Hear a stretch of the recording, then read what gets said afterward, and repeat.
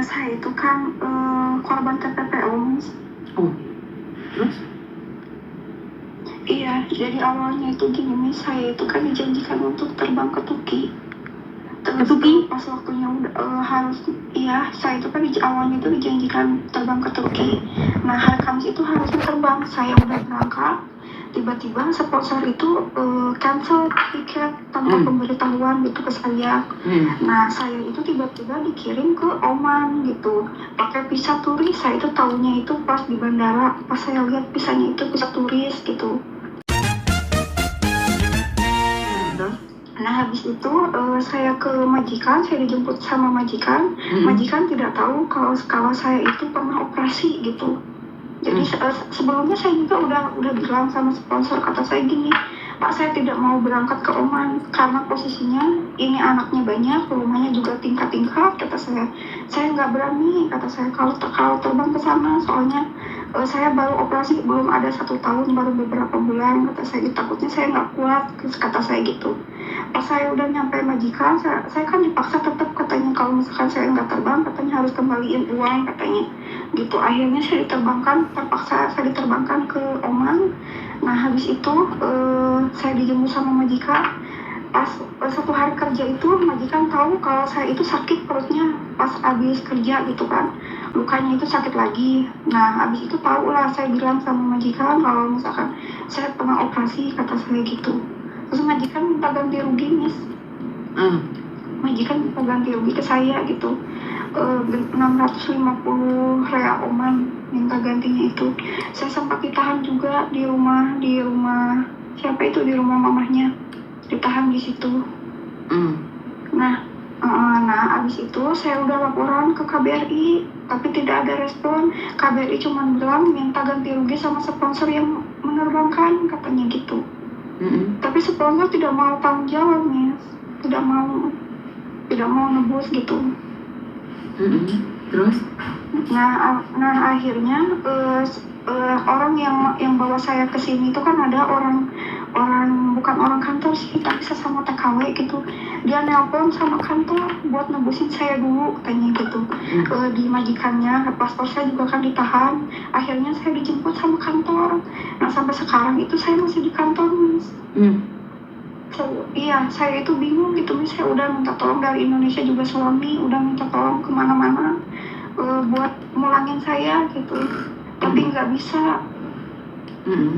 Itu solusinya gimana ya, Miss ya? Soalnya kan saya juga ada riwayat asma saya juga nggak kuat gitu kalau misalkan kerja terlalu berat gitu. Di sini tuh kerjanya berat banget gitu, dan ngurus anaknya juga lebih dari 5 waktu itu.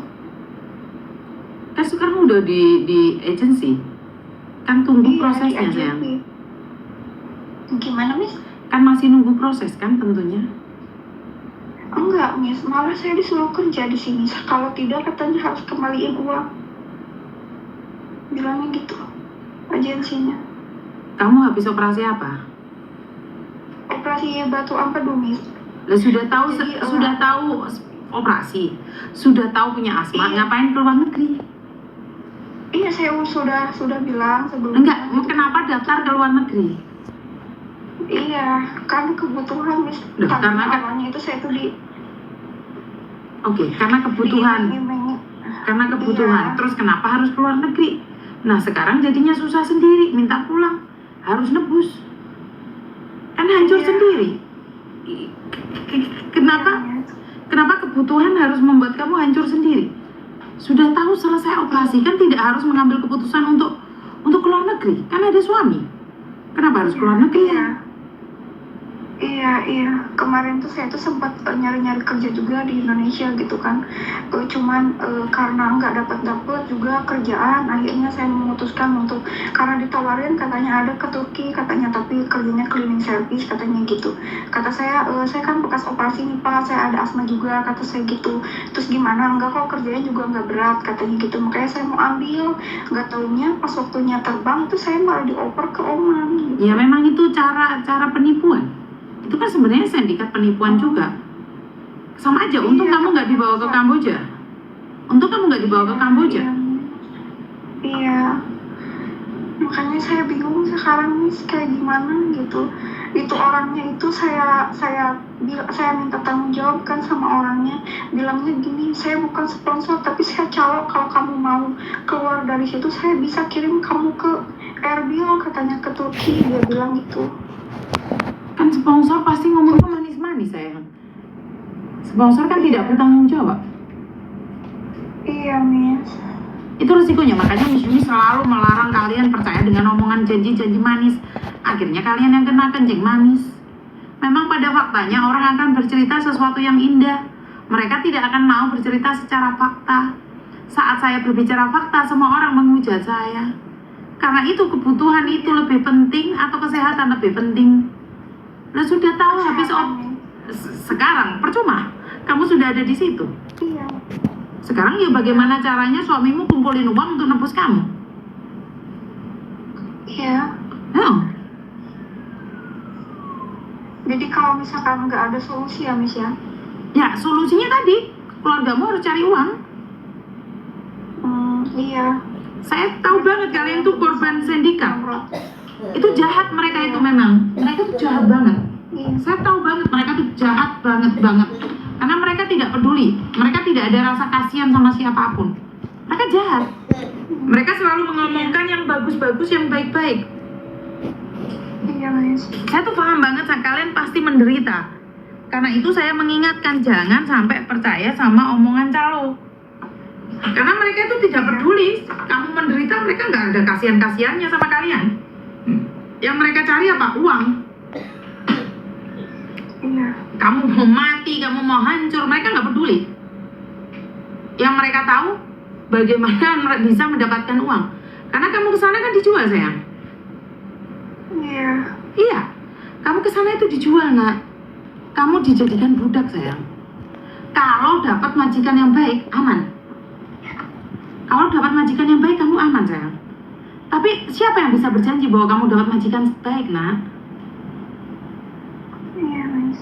Iya, Miss Yuni itu melarang kalian untuk kesana, kesini tanpa proses tiba-tiba terbang. Itu saya sudah melarang jauh-jauh hari sebelum ada wacana-wacana seperti ini, seperti itu. Jauh-jauh hari saya sudah melarang.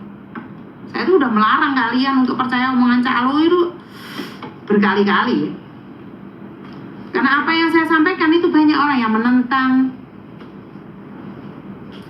Jadi ya itu harus menyiapkan uang sendiri kamu kalau ingin pulang. Itu kan cara-cara calo untuk menyakiti orang-orang Indonesia. Yang untung mereka, yang hancur kita.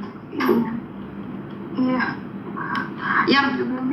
Yang Miss Yuni bisa lakukan membantu melaporkan saja. Miss Yuni hanya mampu melaporkan saja data-datamu, kronologinya. Miss Yuni hanya bisa menampung dan memberikan pada pemerintah. Kalau pemerintah tidak bertindak, ya Miss Yuni nggak bisa melakukan apapun sayang. Karena itu kenapa sih Miss Yuni selalu bilang saya kasih kalian edukasi. Karena memang pada faktanya kalian itu, kita khususnya kita orang Indonesia, kita itu keluar negeri karena punya kebutuhan yang mendadak. Tapi kalau enak, kerjaan enak, nggak mungkin dikasihkan ke kamu. Ya dikasihkan sama orang Turki sana. Iya. Kalau ada kerjaan enak nggak mungkin dikasihkan orang Indonesia, pasti dikasihkan orang Turki. Karena kerjaannya nggak enak, maka carilah orang Indonesia. Iya, saya paham. Iya, di Hongkong pun kalau kerjaannya enak, gajinya gede, nggak mungkin dikasihkan orang luar. Pasti dikasihkan masyarakatnya sendiri.